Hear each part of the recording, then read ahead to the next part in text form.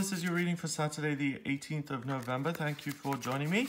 I'm using the Animal Lords Tarot today, and today is also the day of the new moon in Scorpio, so have a look at that video if you would like some more information on the new moon. The new moon is always a great period of new beginnings, fresh starts, planting seeds of intention, and starting a new chapter in life. So let's have a look at what we've got here. It's a funny old deck, this, isn't it? So we've got the Nine of Swords. Very interesting. Then we have the, oh my God, we've got the reptilians. I went in Glastonbury, I went to a course, what was it? On divine geometry. You know that circle with the pattern in it? It almost looks like butterflies in it. It's this beautiful circle, and I don't know what it's called, but it was about that. So I thought I was going to go there and learn about the geometry and what it means and everything. And she did. This lady, she started talking about the different shapes and how they're connected with elements, stuff like that. But then she started talking about the reptilians and how they had, how they live on Earth and how they've imprinted themselves into our DNA. And I started looking around the room because I was just like, what? And I looked around the room and everyone's nodding, yes, yes, yes, the reptilians. So everyone knew about the reptilian concept, but me. And I was just like, I thought I was here for sacred geometry, not to hear about whatever it is you're talking about. Anyway, these two guys remind me of that. So the Seven of Swords, we've got these two kind of snakes whispering to each other, daggers hidden behind their back, and that's in reverse. And then we have this Knave of Pentacles studying there. So the Knave is the Page of Pentacles, basically. So someone who's inexperienced at learning. All right, so let's see what this means. So first of all, we've got the Nine of Swords. We've got a wolf chasing this poor bison off a cliff, and it's threats, it's conflict, it's negativity, but he's being rescued. Look, this bird is rescuing him. It's saving him from himself. The Nine of Swords has to do with negative thinking. It's worry, it's ideas. So this wolf isn't real. It's just chasing him. He's imagining it. It's driving him to the edge. He's so full of fear that he's starting to see things that are chasing him off a cliff, and he's putting himself in difficult situations because his thinking is so negative. The good news is that he's divinely protected, and even if he is worrying himself half to death, he's never going to actually end up in a negative situation because he's divinely protected, and he can stop the worry anytime and fly off and be free. So there's a choice. So you can either worry about what could be and all the negative things that have happened, or you can trust that everything's going to work out and that whether you worry or not, you're not going to make yourself safer.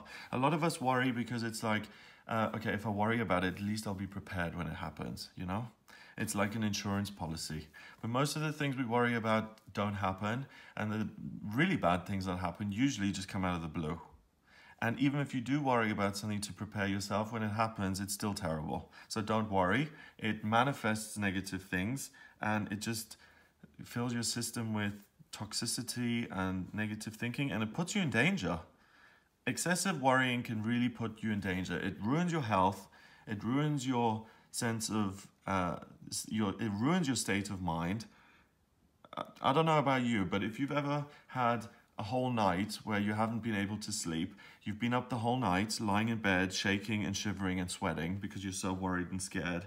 You wake up the next day, you go to work, you don't put in your best day's work, and you're a wreck the whole day because you didn't get a good night's sleep, and then at the end of that day, you'll crash because your body will take what it needs. But on that day, when you're operating on absolutely no fuel, you're going to make mistakes, you're going to be upset all the time, any little thing will overwhelm you. It's just not good. The next card is the Seven of Swords, and basically this is about being dishonest and being a snake, being a reptilian.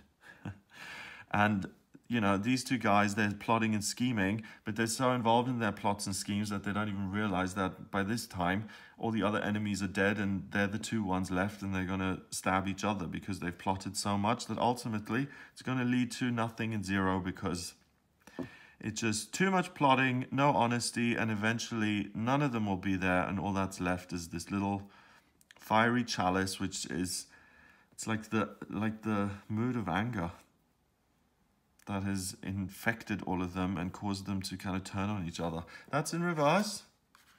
So none of that.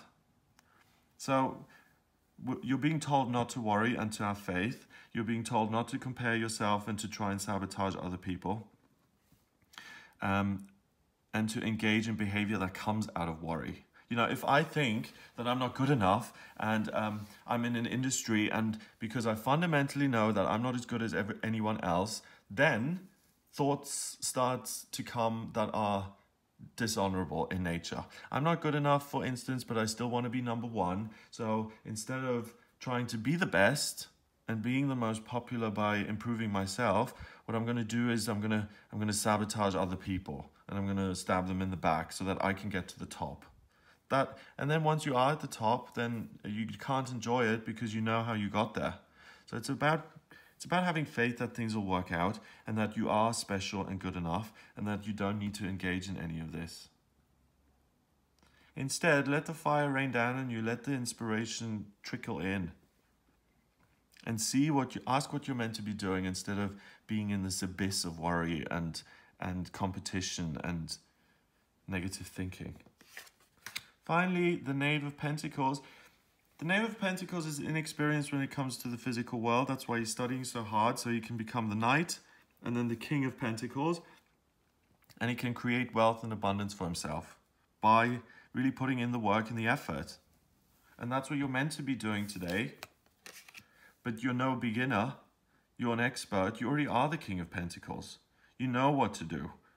And you know that your life is going to work when you stop worrying about the physical side of things so much, and you start having faith in spirit, and that you will be safe and rescued, and that you can trust other people, that you can be generous and caring and giving, and the more you give, the more you will get back, and that there's enough, and that you're safe in your life, and that through applying yourself and learning, that's the way you can transform things.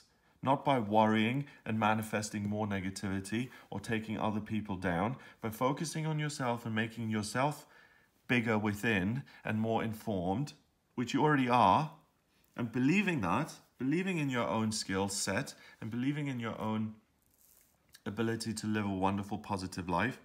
That's really the way to make things happen today, and to make progress, and to steer clear of all of these potential pitfalls that are there, which really means, you know, the fact that there's so much potential for worry and negativity means that the ego has been triggered in some way. When you're making progress in life and when you get close to having a breakthrough, the ego steps up its game because it doesn't want you to succeed. It wants you to be mildly miserable your whole life. And when you have a breakthrough, the ego is going to really just fill you full of fear and put people in your life who will be a distraction and create situations which do not work, but which demand your time to derail you from your true purpose. And it only does that when you're really getting close to hitting the jackpot. So what it means today is that you're really close to hitting the jackpot. You have the knowledge to make your life better and to transform it. And that's why these other forces are rising up against you to try and prevent you from doing that. So the only thing that you need to do today is draw on your own knowledge, on all of the things that you've experienced and known, and your own sense of what's right and wrong, and how you can progress in life, and how you can work to make progress. And if you do that, then you're not even going to show up on the radar of these other people who are plotting and scheming, and you don't need to get involved in it, certainly. You don't need to worry about anything going wrong because you're perfectly protected, and things are going to fly off and be successful, and you're going to succeed, and it's all in your head. So put those worries, I mean, if you can do the Byron Katie thing and ask yourself, is it true? But what I found with the work in Byron Katie is that to do the work, you have to be in a pretty good place to do it. Because once you're in it, all of this negative stuff, it's really hard to be reasonable and rational because it takes a hold of you, you're hooked, and then you're in it.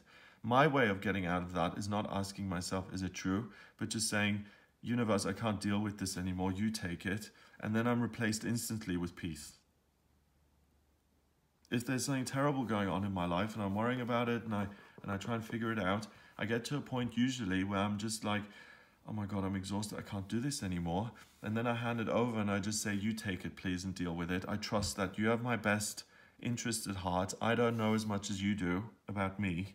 So you deal with this problem. And when that happens, it's like immediately it's gone. You can have comfort and peace in any moment, any time.